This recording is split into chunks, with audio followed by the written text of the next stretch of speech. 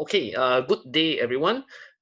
Today is episode one on the first series of videos that I'm going to be doing about real estate investment in Iskandar, Malaysia. And today in episode one, we're going to talk about buying opportunities from due to the rapid transit system, the RTS, to Singapore. And this is our first video where we're going to cover a number of topics because basically in today's COVID-19 environment, we can't do any face-to-face presentations, live presentations, which is very popular in Singapore and in Malaysia in the past few years. But because of COVID, so we have to do it this format now. I think people are still very interested on how Iskandar Malaysia can be high reward investment if you know how to do it right.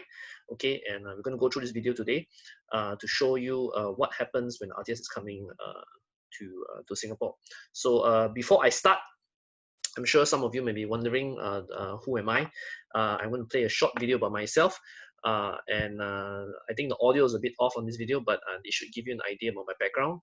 And basically, my name is Ryan Koo, and here's a short video about myself.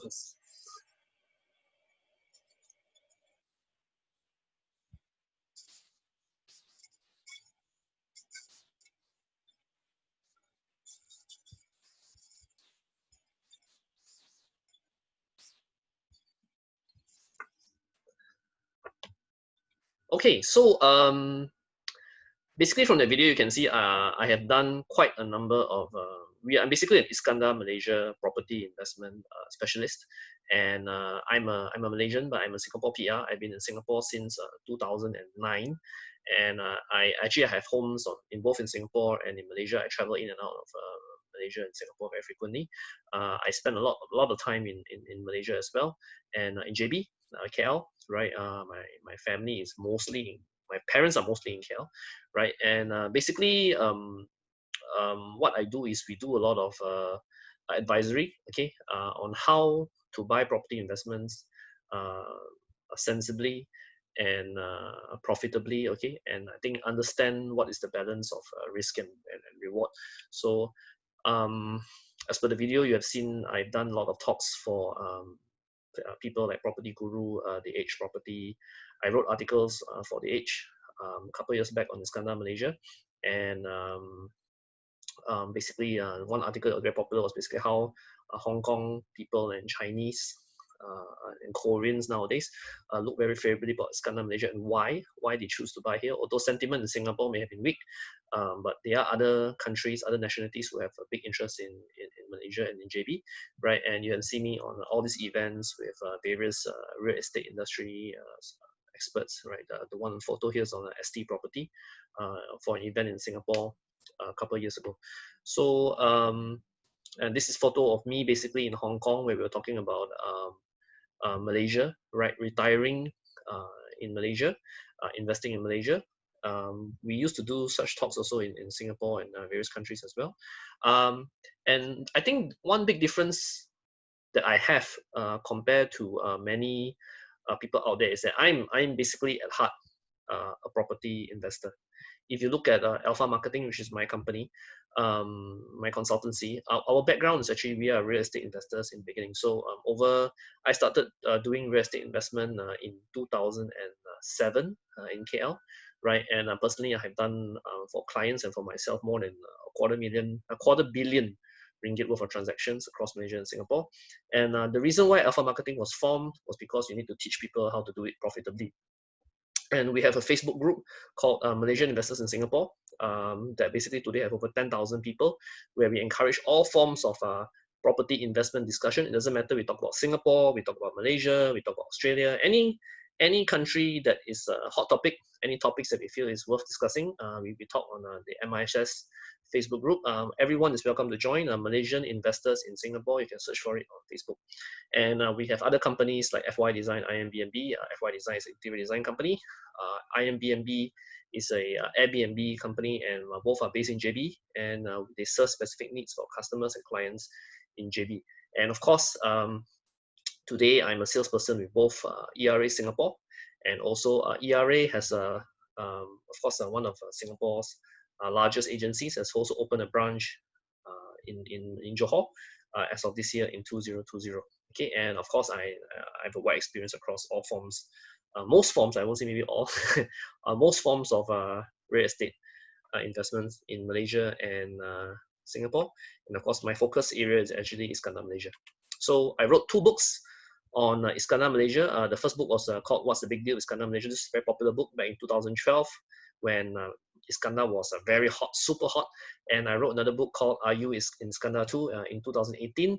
And this was a follow-up book because this was written 5 years after my first book. So a lot of people want updates. Both books are available in the market today.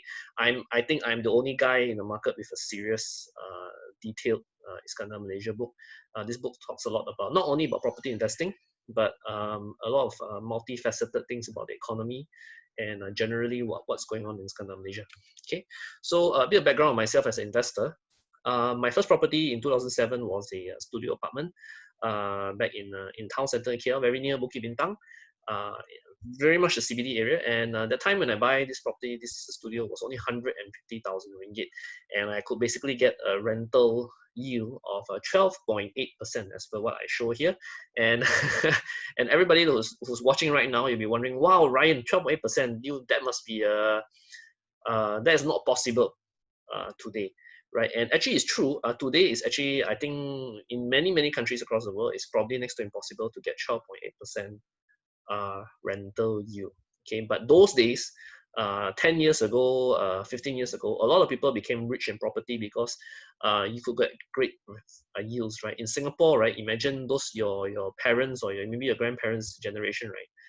Those are more extreme cases. They buy HDB at 20,000, 30,000, 50,000 Sing dollars, right? Make huge amounts of money today. KL also, 10 years ago, I think you can make huge amounts of money investing in Malaysia property because that was before the wave of price increases happened in the past 10 years. So this property I bought in 2007, my first investment actually, 12.8% yield, and I sold it for about double the price a couple of years ago because I mean I was basically exiting KL because all my focus was in Johor and Singapore, right? So, and actually in those days, we became very specialized in this type of property. We only buy studio 1-bedder apartments in KL. That was how focused we are. At one point, we had over 15, I had about 15 1-bedder studio apartments in KL, and they were all giving very healthy double-digit rental yield those days. So this was my first pot of gold, how I made my first pot of money in real estate investing.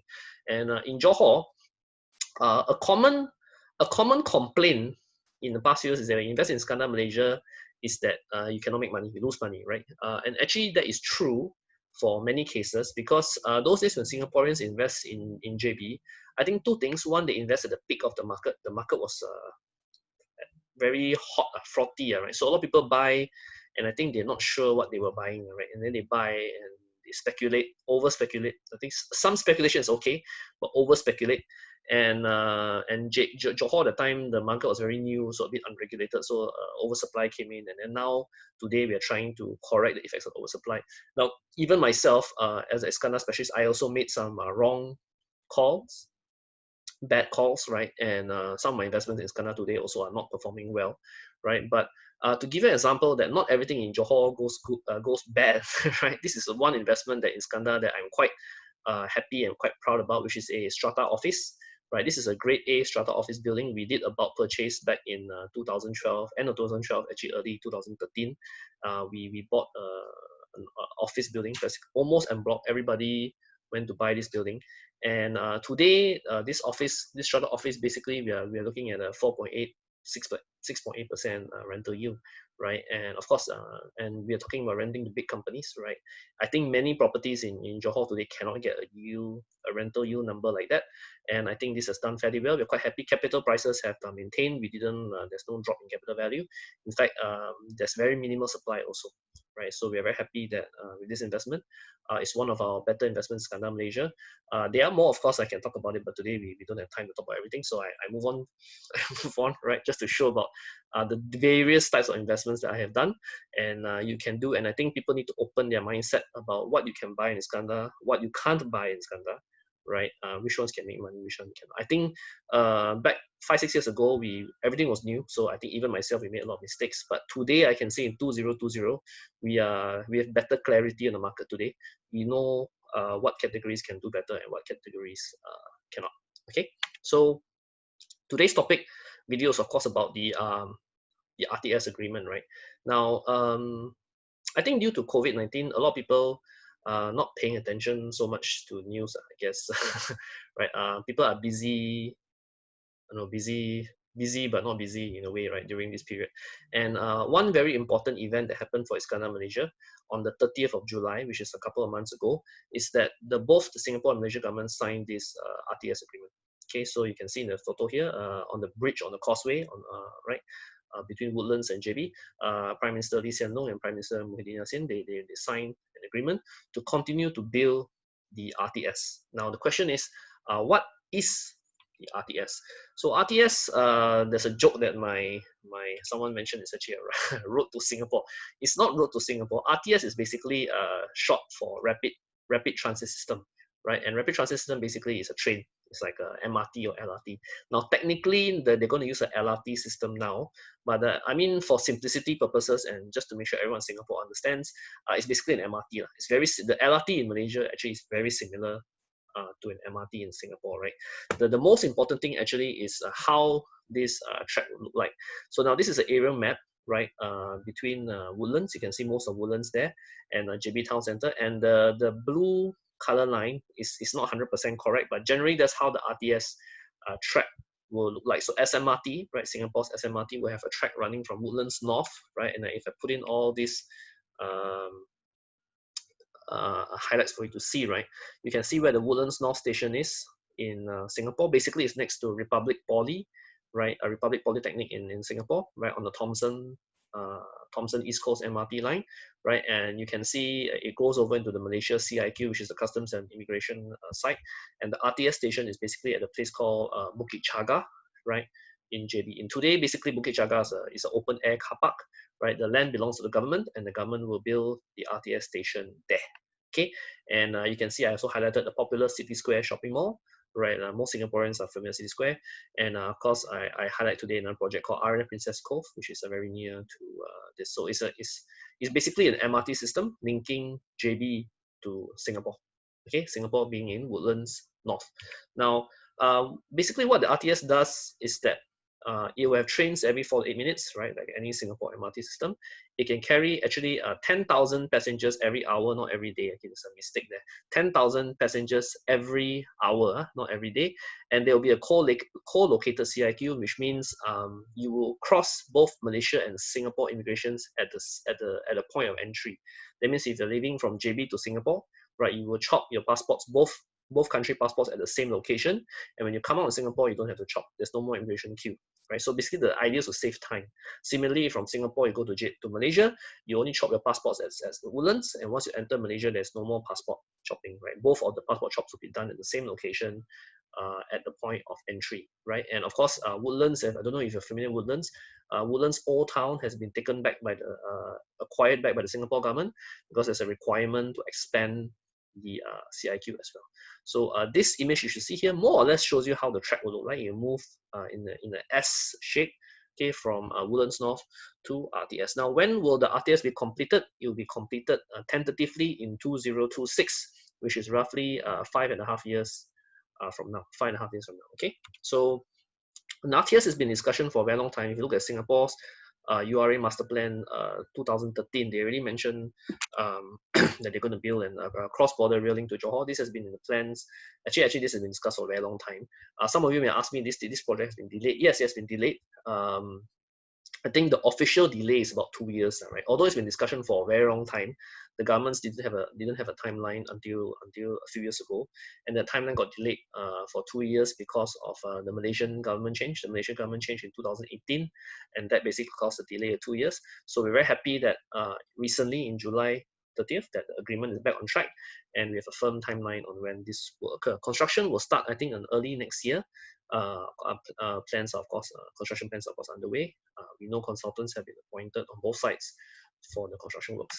So, in case you are now, the idea of this video is to talk about the benefits. Now, why will RTS be useful to property in JB now?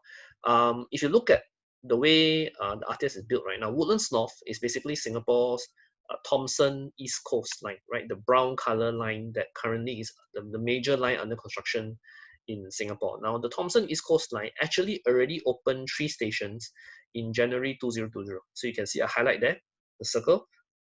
Woodlands North, Woodlands, and Woodlands South. These 3 stations already opened actually in January this year. And they're going to open the phase 2, which are another 6 stations in early 2021, okay, all the way to Caldecott, right, to Bishan, and then Bishan Thomson. And then the rest of the Thomson line will be open in phases all the way until 2026, until 2028, depends on how fast the MRT is being built in Singapore. But now the key thing that I want to highlight here, right, is that with the Thomson line and with this connection to JB, right, by 2026 to 2028 onwards, you can effectively take a train from JB Town Centre, okay, all the way to Singapore East Coast. And when we say East Coast, we're talking about Katong, Marine Parade, Siglap, right, at these areas. Now, I find it very, very interesting. If you are a Singapore resident, you live in Singapore for a long time, you will know that this is almost impossible. Number one, East Coast has never had an MRT station, right? East Coast itself. I mean, the MRT passes by Paya Lebar, Eunos, right? That's the closest you go to East Coast. So the fact that East Coast itself has MRT is already amazing, right, to Singaporeans, people in Singapore in one sense. Now, the second interesting, so when you add the fact that this East Coast line goes all the way to town and all the way into JB, that makes it even more amazing because people don't normally go to JB by train, right? JB is always a place that you have to drive or you have to take a bus, right? You can't enter JB by train. So another 6 to 8 years from now, can you imagine how amazing this will be when you have a train direct from East Coast all the way into JB? And of course, when you go to East Coast, then it's of course not difficult to go to places like Changi Airport. And of course, the Thomson East Coast Line entering town will go to places like Marina Bay and Orchard and places like that. So if you look at it from this slide, right, so you can see there's I've added on top there the RTS link and Johor Bahru City Centre. So there's 2 big things to understand here. Number one, everybody in Singapore can now take train to go to JB. Okay, everybody, repeat, everybody in Singapore can now take train to go to JB, right? Number 2, everybody in JB can now take train to go to Singapore, right? So that will, of course, alleviate cross-border jams a lot. Can you imagine? Even if the jams don't really reduce, because maybe if you are used to driving, you will not take train, right? Or if you're used to take bus or what do you call it, motorbike to cross the border, maybe you will not change, right? Especially the Malaysian side workers. But for people in Singapore who who rarely go to JB, and people in Malaysia who rarely go to Singapore, right? Suddenly, life becomes a lot easier. And I think the key thing that we will see is the number of people that will travel across the border will increase tremendously because of this effect. Okay, so this slide here basically shows you the potential of what we're talking about when RTS is connected to Malaysia. So from property investment perspective, the question is, now when there's RTS coming, what are the opportunities? Okay, what are the good buys for JB property? Because back in 2012, 2013, this was the big promise, right? Many people invested in JB those days because they're waiting for this RTS. So in a way, if you haven't bought, you're lucky in one sense because you saved the 6-7 years waiting time. Okay, but now the RTS is on track again, right? So there's another opportunity, another clarity on another chance, right, to enter the JB market because RTS is now on track again. So straight to the point, right? I think the very obvious winner is R&F Princess Cove. So this R&F Princess Cove is a project by a Chinese developer called R&F Group. Okay, they are from China. And R&F Princess Cove basically has this project, and this is a slide from them, where they are just opposite the border. Okay, I think anybody who has crossed the causeway, you have seen on the right hand side, right, there's a large project, right, multi-development, mixed development, right, with an opera house, right, and the apartments there, R&F Princess Cove. And of course, being in that location, they are only about 1 kilometer away from Singapore. By sea, of course, the 1 kilometer you cannot really use because that's all water, right? But from the causeway, it's only 1 kilometer, right? And then they are the other big. So I draw here. This is the chart of how the RTS station will pass their project, right? And the important thing that R&F Princess Cove has is that they have a link bridge, right? The link bridge is 650 meters, right?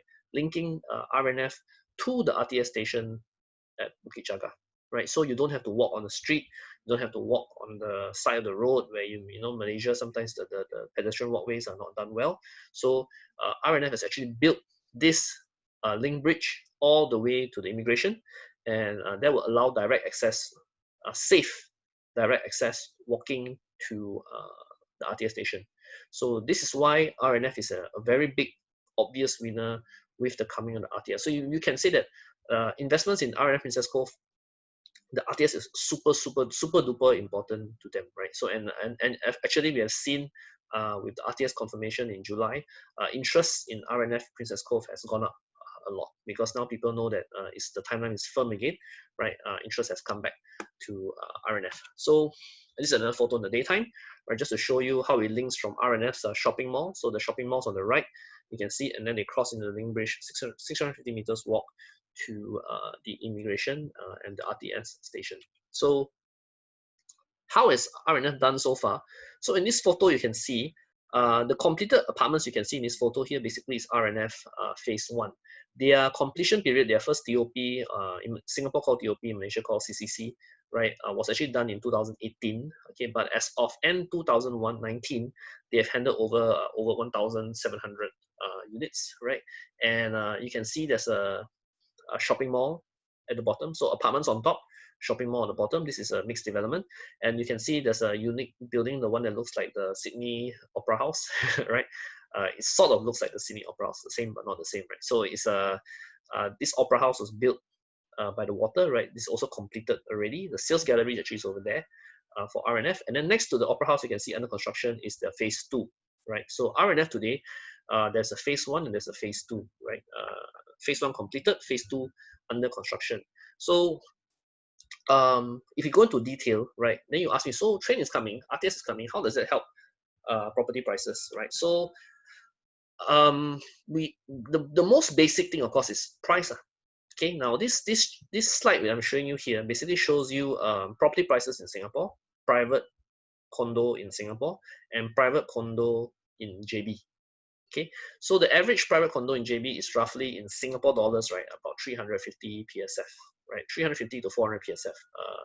Some cases lower for the mass market ones, but for those higher end, it's about 350 to 400 per square foot Sing.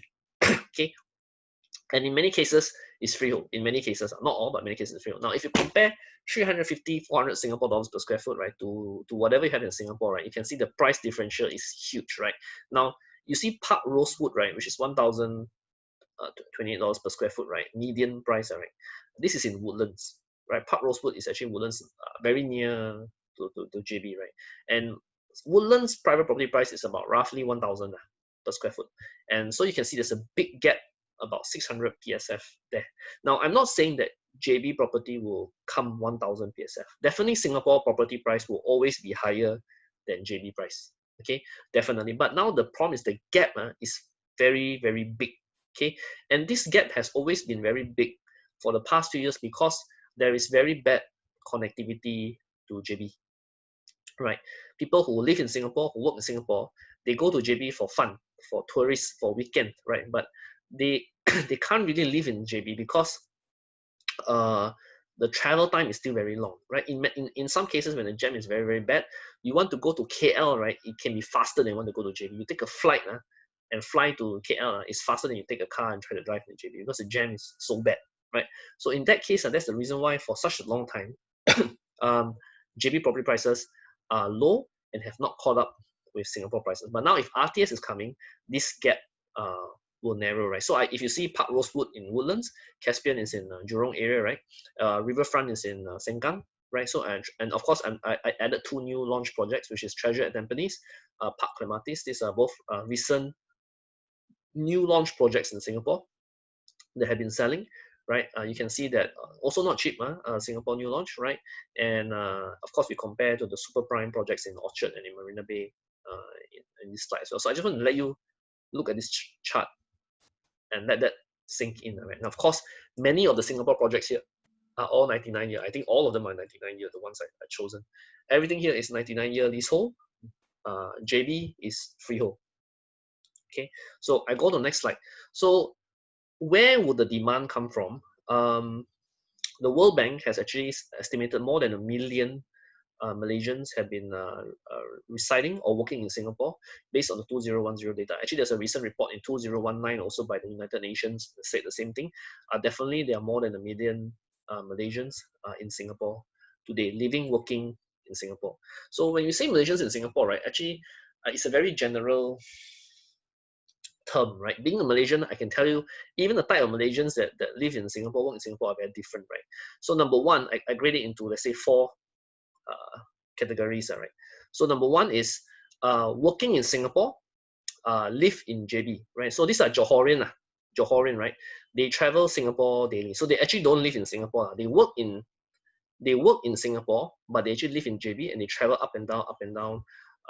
These are the daily travelers that you see very common on the causeway that jam the border every day, right? So these are the daily travelers. Number two, working in Singapore, live in JB, but weekdays they stay Singapore. So normally these are higher income Malaysian workers, right? They have to rent a room or they rent an apartment, rent a HDB in Singapore, and they don't travel back to JB on a daily basis because jam very bad, right? So they can afford to rent a house in Singapore, and normally weekdays they stay in Singapore because tomorrow have to go to work, right? Tomorrow have to go to office. So only on Friday night they go back to JB. Weekend they spend with the family in JB. Then Monday morning they come back into Singapore again, right? So this is category B, right? Category C, working and living in Singapore, but they're not from JB. Okay, there's normally an assumption that everyone in Malaysian in Singapore must be from JB or from Johor. No, a lot of Malaysians who are in Singapore, they're actually not from JB. They are from KL, they are from Sabah, from Sarawak, they are from other states in Malaysia. Okay, so this is category C. And these types Malaysians, of course, they're not familiar with Johor so much, right? They go to Johor because it's Malaysia, right, for shopping and all that, but they are actually not Johor local, so they're not super familiar with Johor, right? And actually, they have to rent or own a place in Singapore, right? So that's category C. Now, category D are technically no longer Malaysian. Okay, these are former Malaysians in a way. They have already converted to Singaporeans. There's also a significant category of this, or they have been converted to Singaporeans many years ago, or they have been in Singapore for so long. We have also seen these Malaysians have been in Singapore for so long. They are basically Singaporean, except IC only haven't changed, right? They have lived in Singapore so long, and they still have a lot of family in Malaysia, and they are fairly familiar with Malaysia. So this category D, right? So these 4 groups of Malaysians, now all 4 groups of Malaysians have an incentive to buy property in Johor, to invest or rent property in Johor, right? So I go to that in the next slide, which is talking about living expenses. Now, of course, we understand this is a fairly straightforward slide. Cost of living in Singapore is definitely higher than Malaysia, right? So yeah, I mean, if you don't compare dollar to dollar, right, you just convert everything because cost of production, of course, mostly is from Malaysia. Singapore doesn't produce its own food, for example, for most of the time. So a lot of these things, cost of living is definitely high in Singapore. So a lot of reasons why Malaysians or even Singaporeans or any nationality who visit to Malaysia is because cost of living is lower. You pump petrol, right? Petrol is about, I think, 3 times cheaper in Malaysia. Food also, groceries, right? There's a reason why people go to JB to shop, right? And basically because things in Malaysia are cheaper, right? So, and this comes from the fact that Singapore has a stronger buying power because 1 Singapore dollar is about 3 ringgit today in exchange rates. So the buying power of the Singaporean is increased a lot whenever they go to Malaysia. So a lot of Malaysians who work in Singapore, they earn the Singapore dollar. They can use that buying power in Malaysia. Okay, so this is an example just now I was saying earlier, where a typical Malaysian who lives in JB, right? He enters Singapore on Monday, stays Singapore for about 4 nights, right, in a row weekdays, and then on Friday he goes back and spends the weekend with his family in JB, right? And he has to do this because the border jam. But imagine if there's a property or there's an RTS connecting Singapore to JB, that shortens his travel time, okay, to go back to Malaysia. Then definitely he will go back to Malaysia to stay there. Who doesn't want to go back and see their family on a weekday, right? So today they have to stay in Singapore by not because they want to, because they're forced to, right? So if there is a train, an RTS, that makes life easier to go back to JB, definitely they will take the train. And so these are one group of people. They will say that staying nearer to the RTS in JB has a very big difference to their lifestyle. Not only cheaper, but they get more space, right? And they can travel every day to see their family. right? The second thing is, even though you are working in Singapore today, it doesn't mean that you can afford to buy Singapore private property, because Singapore private property is, let's face it, is expensive, right? If you've seen property in other parts of the world, let's not talk Hong Kong, right? Talk about LA, US, or in the UK, right? You can buy you can buy a very decent apartment in US, UK, or UK and Australia, right?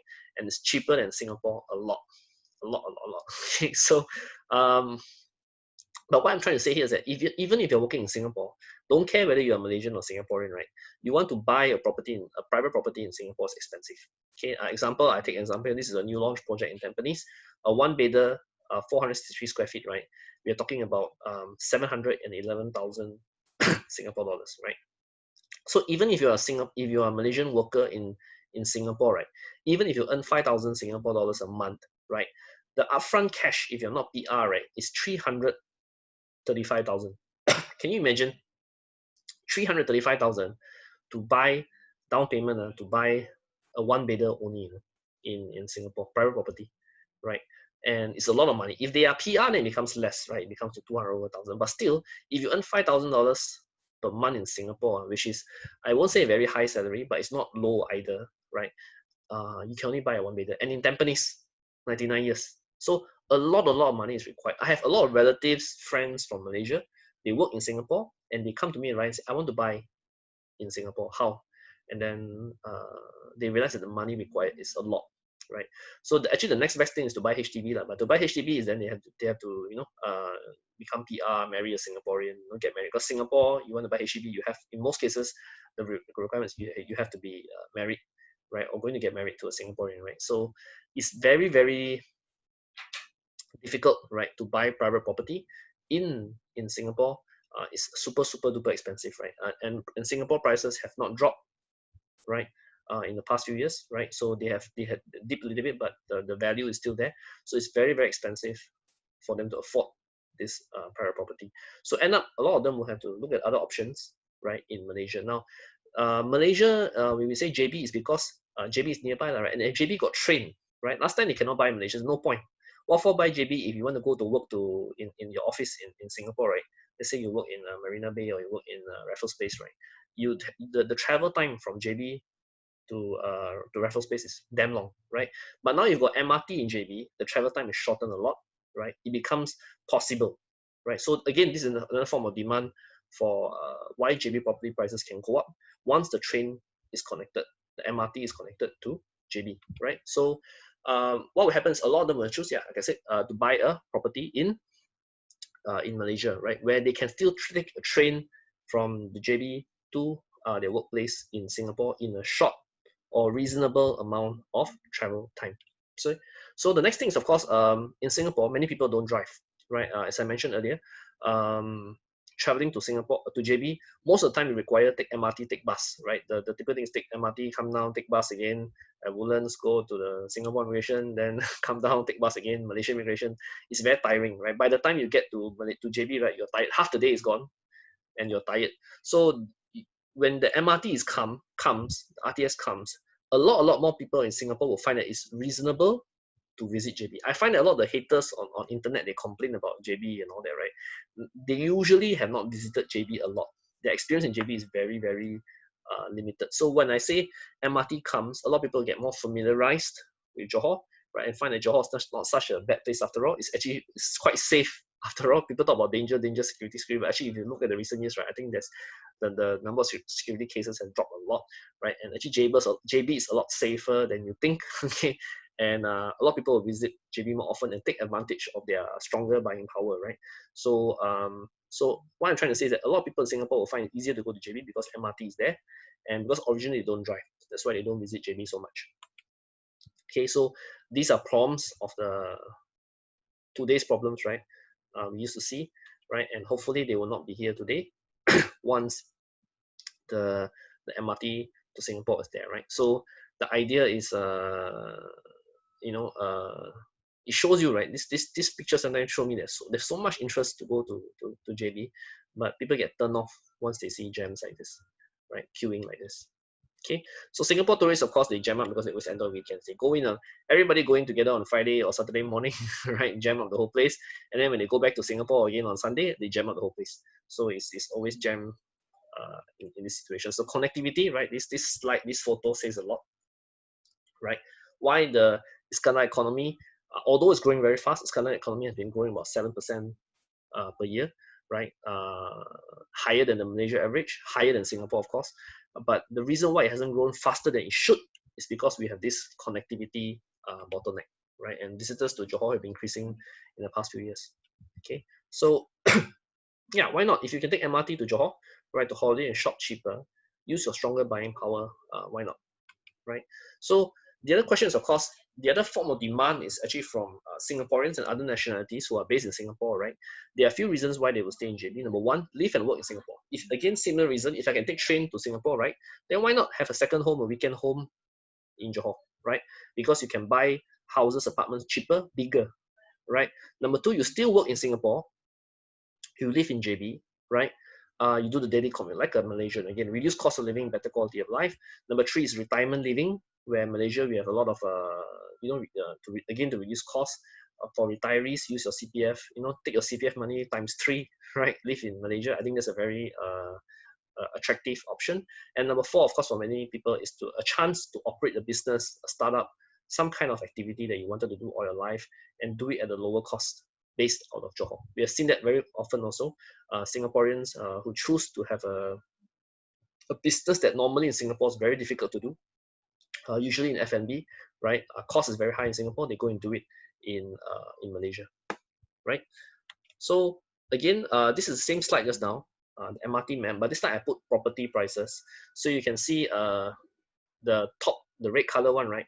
357 per square foot Singapore dollars in JB compared to everything else in Singapore, which is all 4 digits, right? And a lot more expensive than JB, right? So I let you absorb this slide for 1 second. Okay, so whenever you buy a property in Singapore, right? To me, the criteria is always very straightforward. Most people in Singapore buy property, I mean, number one, good location. Number two, good price, right? Number three, freehold. But of course, nowadays, Singapore, you cannot get freehold from government, right? Government, all the new government land sales is always 99 years, right? But if can get freehold, you want freehold, but freehold cannot get from GLS, I have to be from, buy from en bloc, right? Number four, who is the developer? Can the developer do a good job? Number five, of course, want to get as big a unit as possible, right? Normally, Singapore, the typical requirement it can is buy 2-bedder, right? It cannot afford to only buy 1-bedder, right? If can afford buy 2-bedder or bigger, right? As big a house as you can, right? Of course, who want to stay small house? The next one is, of course, stay near MRT, right? Buying near MRT is very important because in Singapore, we know property near MRT always have better value, better rental, better demand. Okay, next is convenience. You wish to have a shopping mall downstairs where you can go to restaurant and buy your groceries, right? Convenience of a shopping mall downstairs. This is what we mean. Whenever you want to buy property, you always want the convenience, right? So the nearer the shopping mall, the better in Singapore. And the last one, of course, is facilities. You want condo facilities, swimming pool, gym, right? Function area and all this, etc. So if I show this slide alone, right, it's a very typical checklist whenever you want to buy a condo in Singapore. But if I say that this checklist applies to a project like R&F Princess Cove in JB, right, then actually it's true, right? If you look at it, R&F has a good location in the CBD next to Singapore, good price, definitely Malaysia price cheaper than Singapore. Freehold, okay, you cannot buy freehold in Singapore, you can buy freehold in Malaysia. Strong big developer, right? You can definitely buy big units because price is cheap. MRT station, RTS is just 600 meters away through the walkway. Convenience, because R&F downstairs is a shopping mall, and of course full condo facilities. Okay, so sometimes the reason why I say R&F is a good buy for people in Singapore is because it's simple to understand.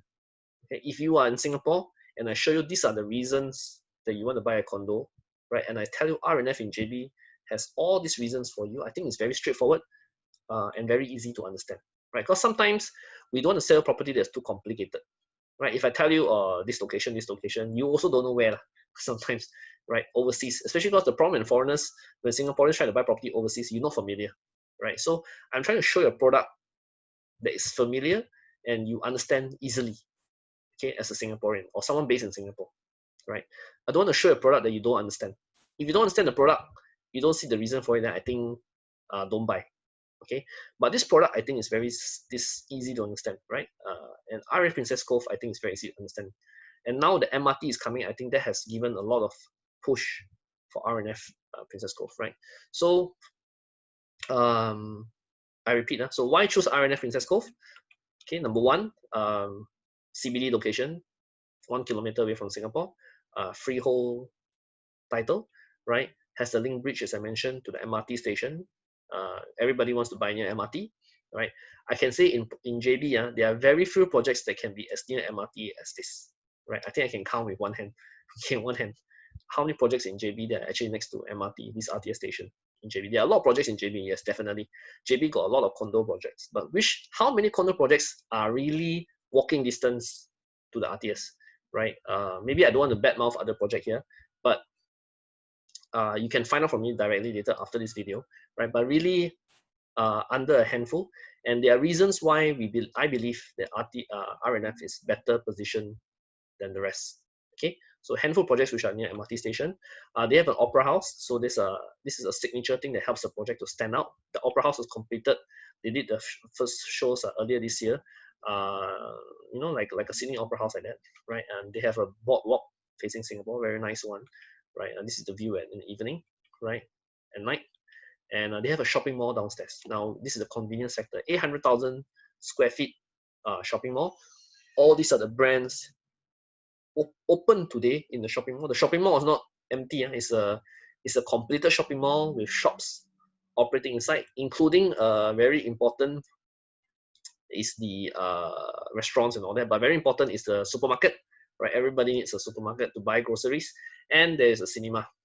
Okay, Emperor Cinemas is from Hong Kong, right? So they have a cinema and a supermarket already operational within this shopping mall today. So convenience. Not only you're near MRT, but you want to get amenities, facilities downstairs. Again, I want to repeat, JB have many condos, okay, but not all condos have a shopping mall downstairs. In fact, very few have a shopping mall downstairs. Singapore also, right? Singapore have many condos, but how many condos in Singapore has a shopping mall downstairs? Okay, not many. Okay, not many. So this condo, R&F, shopping mall downstairs, MRT, freehold title, yeah, okay. And full condo facilities, jogging track, swimming pool, reading room, they have a games room, they have a gymnasium, full condo facilities, right? So who is the developer? As I mentioned, R&F is a top 20 developer in China, right? Lots of projects. They even run a football club, R&F Guangzhou, I think, the football club, right? They're based in Guangzhou, of course. Projects all across the world, including Australia, Malaysia, okay, and I think also in Cambodia, right? So big developer. So if you want to buy R&F Princess Cove, so what can I buy? Okay, so let's say I'm interested. I like R&F Princess Cove. What are the options do I have? So now I go through quickly the way R&F looks like. So now R&F, there's a phase 1, which is 99% sold. Okay, they have very limited units. Like these are dropout units. That means the buyer cancel halfway, right? So they have some balance dropout units. So phase 1 is cheaper, okay, but very limited selection left. So, and this is completed, but phase 1 is good, it's completed. You can see, you can visit actual unit, it's there already, right? You can touch the finished product, okay? Then they're now building the phase 2, right, which they call the same region, right? So phase 2 is under construction, will complete end of next year, 2021 or early 2022.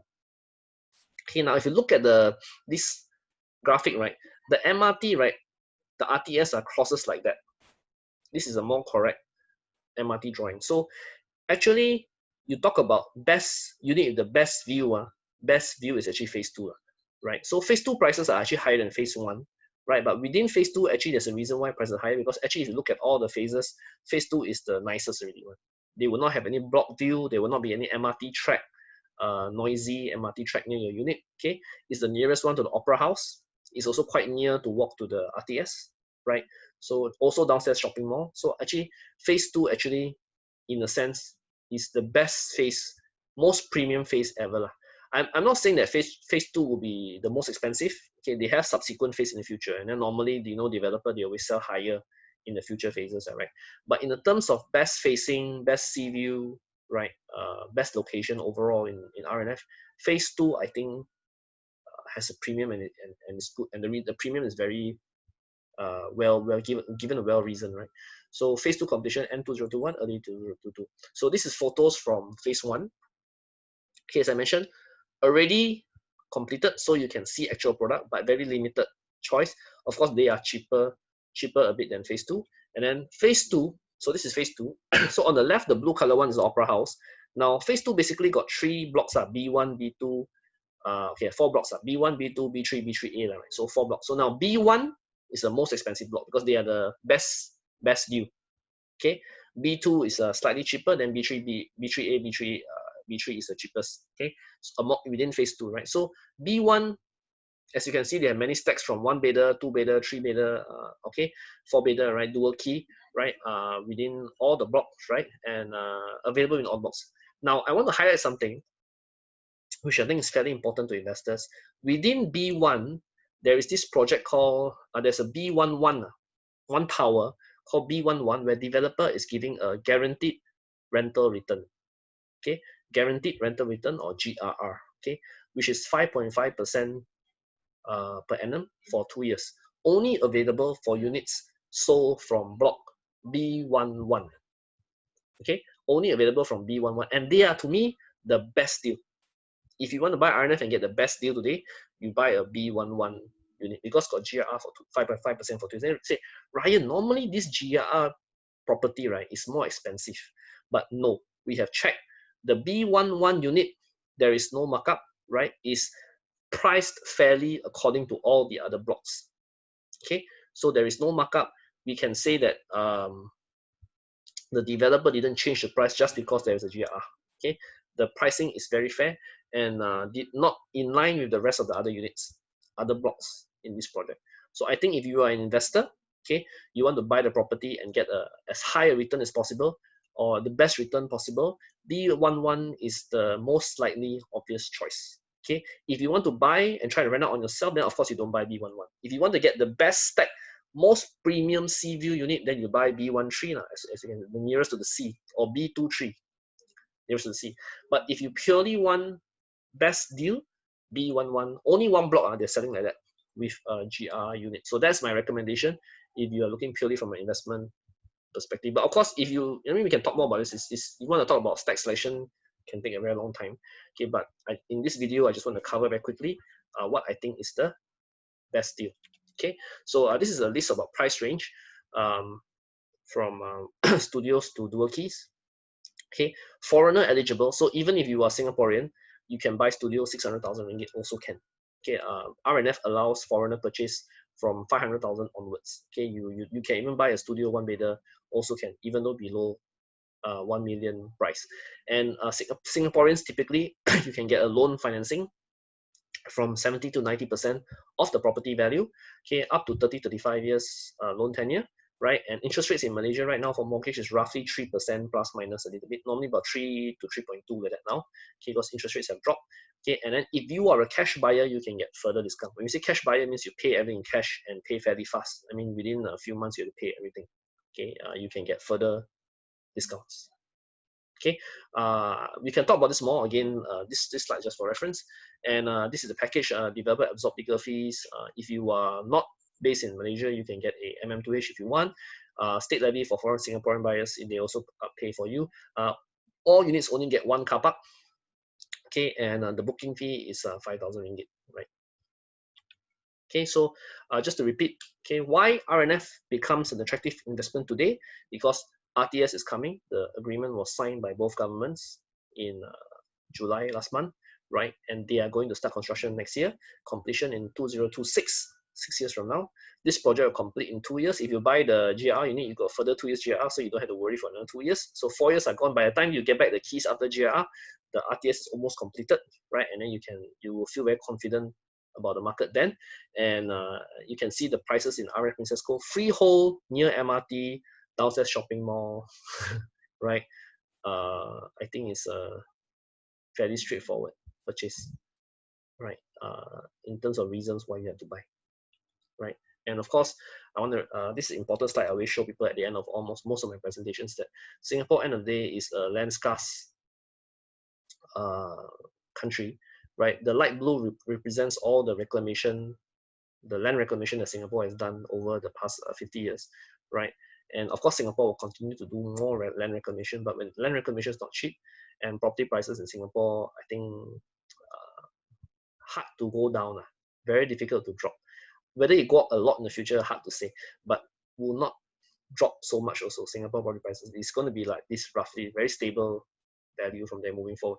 So I think there's a lot of spillover to Iskandar, right? Just because Iskandar is so cheap, the price differential is too big, too big. Even if Iskandar go up 50%, it's a big jump. Right? Can you imagine property price go up 50%? It's a lot, right? So we don't even talk. Even go up, if Iskandar property price go up 50%, also haven't reached Singapore price yet.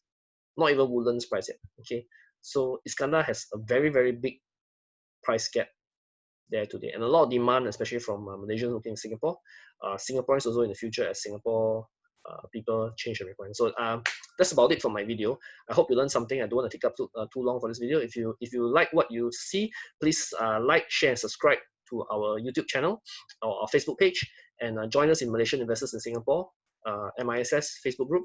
And if you have any questions, please contact us right in the email below or the phone numbers below. Thank you.